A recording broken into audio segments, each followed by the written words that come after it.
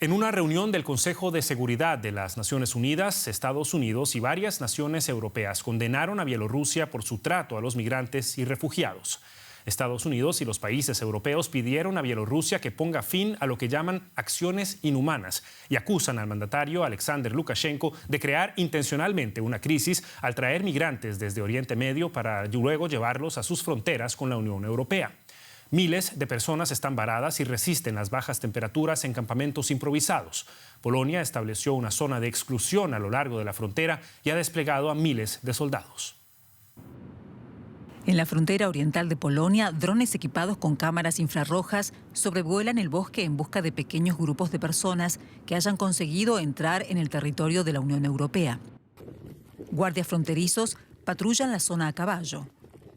A lo largo de la frontera con Bielorrusia se desplegaron miles de soldados y policías polacos. Un dispositivo de seguridad reforzado por una valla de alambre de púas.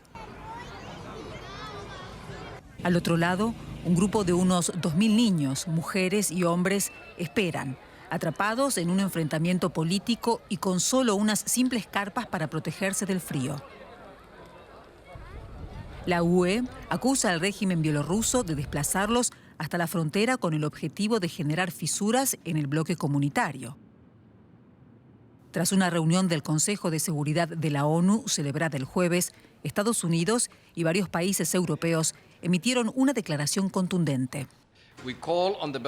Pedimos a las autoridades bielorrusas que pongan fin a estas acciones inhumanas y que no pongan en peligro la vida de las personas.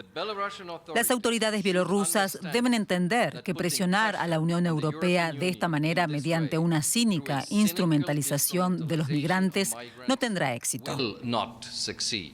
Rusia, un estrecho aliado del régimen bielorruso, responde a los reproches de estar colaborando con Minsk para fabricar una crisis fronteriza. Considero muy vergonzoso que nuestros amigos europeos planteen cuestiones como esta, porque ponen de manifiesto su doble rasero y su política absolutamente equivocada respecto a esta crisis. Pero depende de ellos, no sé si son masoquistas o no. La mayoría de las personas varadas llegaron a Bielorrusia en avión desde Oriente Medio.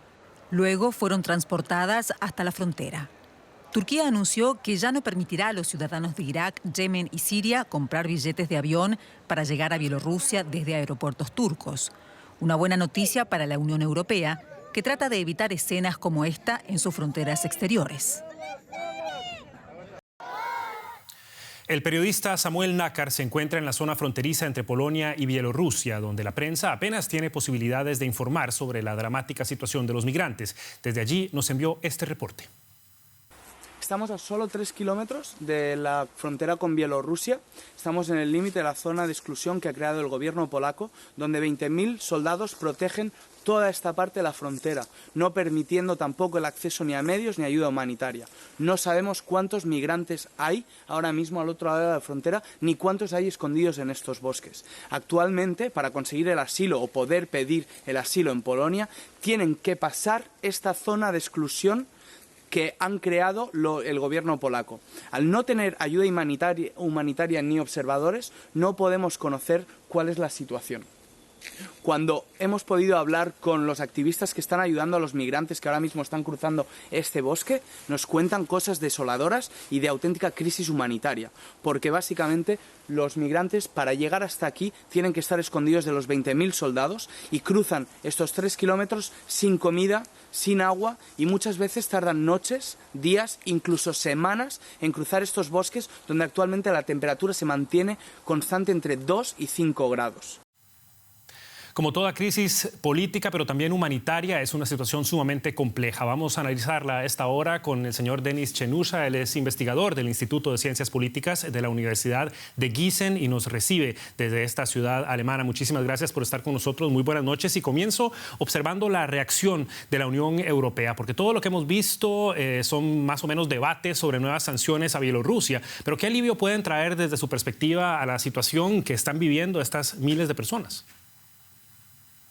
En realidad, la Unión Europea ya ha hablado algunos mensajes sobre la posibilidad de de encontrar modalidades para que la ayuda humanitaria llegue a los migrantes que están en Bielorrusia. Pero para llegar a este punto necesitamos una cooperación, un diálogo entre la Unión Europea y Bielorrusia, lo que no puede pasar por las sanciones y por el hecho que la Unión Europea no reconoce al líder bielorruso. Y precisamente tratemos de entender un poco la lógica de Bielorrusia. Si lo que desató esta presunta ola de migrantes creada fue precisamente la imposición de sanciones al régimen de Lukashenko por violaciones a los derechos humanos, por ejemplo, ¿por qué habría de exponerse ahora a que le impongan aún más sanciones? Más sanciones no es algo de que se tiene miedo el régimen bielorruso. Los mensajes que se han difundido desde la presidencia, desde el oficio de Lukashenko, han sido sobre la posibilidad o el interés de la parte bielorrusa de conseguir una hoja de ruta con los socios europeos para llegar a un compromiso y para ayudar a la gente. Lo que necesita Lukashenko y por qué él usa a los migrantes y la crisis migratoria es para llegar a una posibilidad de tener la legitimidad, lo que él no lo tiene desde el año pasado, cuando ha orquestado su victoria en las elecciones presidenciales. Lo que quiere conseguir Lukashenko no es simplemente hacer un daño a la Unión Europea, sino a conseguir más legitimidad y también a disminuir la importancia de la oposición que está en exilio y está luchando contra el régimen desde la Unión Europea. O sea, que se le reconozca también como presidente legítimo de Bielorrusia. También podríamos analizar ahora la postura de los países de origen de los migrantes. Irak, por ejemplo, ha dicho que quiere repatriar a sus habitantes, pero ¿qué capacidad de maniobra tiene el país si los flujos de migrantes no son regulares?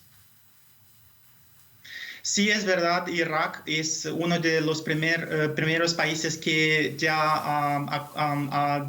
ha dicho que va a ayudar a sus ciudadanos, también a los que no tienen los pasaportes, porque muchos no los tienen, a regresar al país de una manera voluntaria, pero hay muchos inmigrantes que han pagado hasta 7,000 euros o dólares para llegar a Bielorrusia y por esto tenemos una pregunta seria. ¿Van a querer los migrantes regresar si han hecho tantas inversiones en llegar a Bielorrusia, desde donde ellos piensan que pueden entrar en Unión Europea, principalmente en Alemania o otros países ricos de la Unión Europea? Es una pregunta sin respuesta. Es claro que la Unión Europea necesita la ayuda de los países de origen y de tránsito de los migrantes, pero eso no es suficiente para que los migrantes paren de llegar a Bielorrusia y también para que los que están ya en Bielorrusia